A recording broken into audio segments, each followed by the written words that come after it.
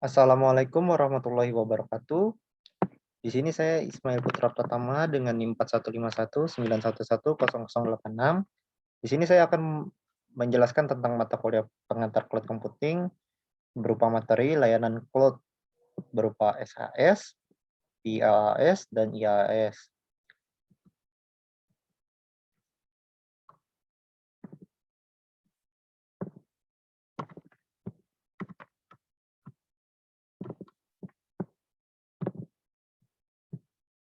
Nah, kita masuk ke dalam jenis-jenis layanan dalam cloud computing. Nah, layanan cloud computing itu dibagi menjadi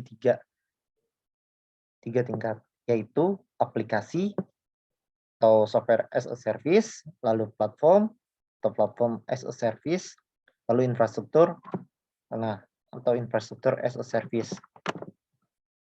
Lalu, di sini kita akan memasuki tentang skemanya.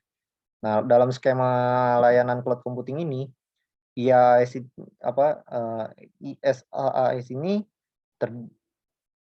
terdiri dari aplikasi, runtime, security dan integration, database, server, virtualization, server hardware, storage, dan networking itu dipegang kendali semuanya oleh vendor atau provider penyedianya, penyedia layanan cloud computing. Lalu untuk skema layanan PaaS ini atau platform as a service, user atau pengguna hanya memanajemen berupa application-nya aja. Sisanya di manajemen oleh vendor, itu berupa runtimes, security and integration, database, server, virtualization, server hardware, storage, networking. Nah, untuk infrastruktur sendiri itu atau infrastruktur as a service itu user memegang kendali di manajemen oleh user itu berupa aplikasi, runtimes, security and integration, database. Nah, sisanya itu dipegang oleh vendor atau penyedia layanan berupa server, virtualization, server hardware, terus storage, dan networking. Nah, sebelumnya ini kita akan masuk tentang pemahaman dari layanan-layanan cloud computing. Karena kita sebelumnya sudah di slide sebelumnya kita sudah mengetahui beberapa tentang apa aja sih yang termasuk dengan skema-skema IaaS, IaaS dan SaaS atau software as a service, platform as a service maupun infrastrukturnya. Pertama, kita akan masuk tentang software as a service atau SaaS ini. Layanan SaaS ini merupakan layanan cloud yang lebih dulu populer karena SaaS ini merupakan evolusi dari konsep ISP atau Application Service Provider. Sesuai dengan namanya, SaaS ini memberikan kemudahan bagi para user untuk dapat memanfaatkan sumber daya perangkat lunak dengan cara berlangganan, sehingga user tidak perlu mengeluarkan investasi lain, baik untuk in-house development maupun dalam hal pembelian lisensi sebuah software. Nah, dalam karakteristik SaaS ini ada 3 berupa dikelola dari lokasi pusat, dapat diakses melalui internet, terus pengguna layanan atau user tidak bertanggung jawab atas pembaruan perangkat keras atau perangkat lunak. Nah, kelebihan dari SaaS ini yaitu biayanya yang relatif lebih rendah. Jadi user tidak perlu membeli server dengan biaya yang sangat tinggi. Jika terjadi gangguan atau troubleshoot, tinggal menghubungi penyedia layanan karena mereka yang akan memperbaikinya. Sederhana dan mudah digunakan, namun bermanfaat. User tidak perlu khawatir akan sulitnya menjalankan program karena sudah didesain oleh penyedia layanan agar dapat digunakan dengan mudah oleh semua pengguna. Mudah diintegrasikan dan dikolaborasikan.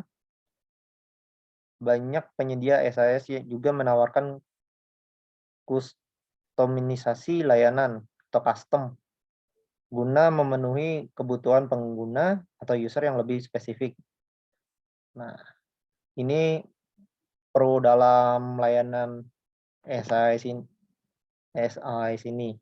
Lalu kontra dalam layanan ini atau kekurangannya, user tidak memiliki kendali penuh atas aplikasi yang disewa. User tidak dapat dengan seenaknya mengubah fitur-fitur yang disediakan karena SaaS ini bersifat multi-tenant, sehingga fitur-fitur yang dibuat adalah fitur yang umum, tidak bisa spesifik terhadap kebutuhan pengguna tertentu. Pada beberapa aplikasi, kustomisasi dapat dilakukan dengan skala dan fungsi yang sangat terbatas, Kak.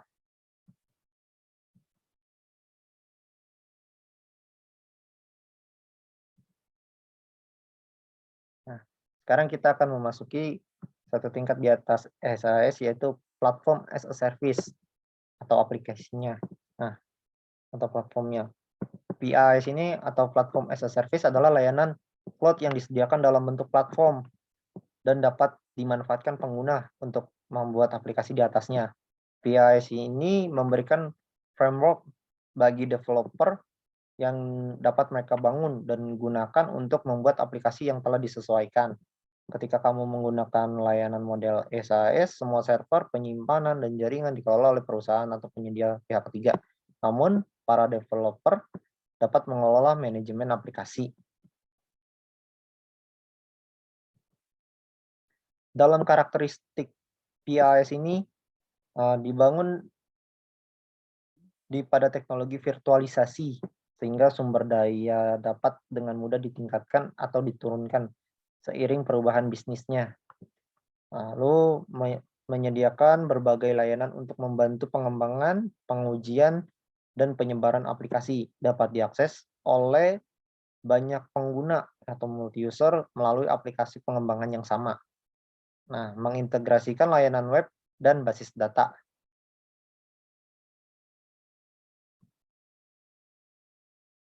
Keuntungannya, kelebihan atau pro dalam PaaS ini, pengembangan dan penyebaran aplikasi yang sederhana dan hemat biaya dapat disesuaikan sesuai kebutuhan.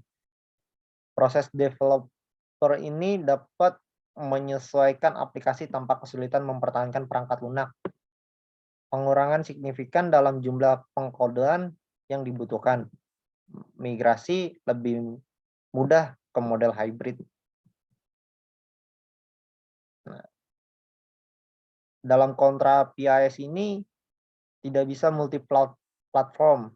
Penerapan layanan platform mungkin berbeda, misalnya antar muka file, interface-nya, terus antrian, atau table hash dari satu platform mungkin berbeda dari platform yang lain, sehingga sulit untuk mentransfer beban kerja dari suatu platform ke platform lainnya.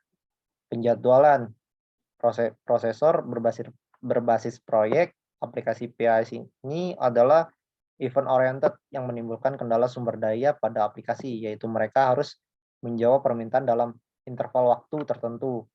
Keamanan aplikasi dalam PaaS ini, karena aplikasi ini bergantung pada jaringan atau network, mereka harus secara eksplisit menggunakan kriptografi dan pengelola exposure keamanannya. Nah, yang terakhir kita akan memasuki tentang infrastruktur as a service. Infrastruktur as a service atau IaaS ini adalah bentuk cloud computing yang menyediakan sumber daya komputasi virtual melalui internet. Jika disimpulkan, IaaS merupakan layanan cloud yang pada dasarnya merupakan server fisik dan komputer virtual. Para penyedia layanan IaaS ini menyediakan resource cloud seperti server, jaringan, storage, maupun database atau ruang data.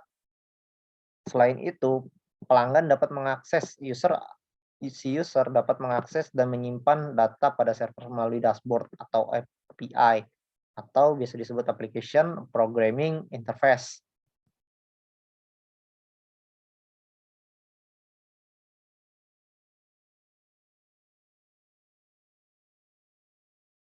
Dalam karakteristik IaaS ini dapat diakses oleh banyak pengguna multi-user, terus lalu hemat biaya, dan biayanya itu biasanya bervariasi tergantung pengguna, eee, tergantung pada penggunaannya atau tergantung pada user-nya.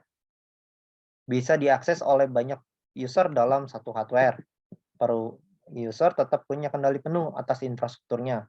Terus dia lebih fleksibel karena dimanajemen oleh user.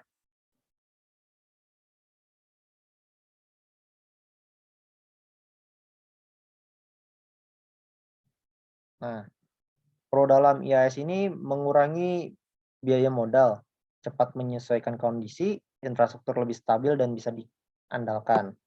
Lalu dalam kontra IaaS ini membutuhkan pelatihan internal, terus keamanan, sistem lama yang beroperasi di cloud computing. Nah nah, sekian dari materi yang saya sampaikan, kurang lebihnya saya mohon maaf dan terima kasih.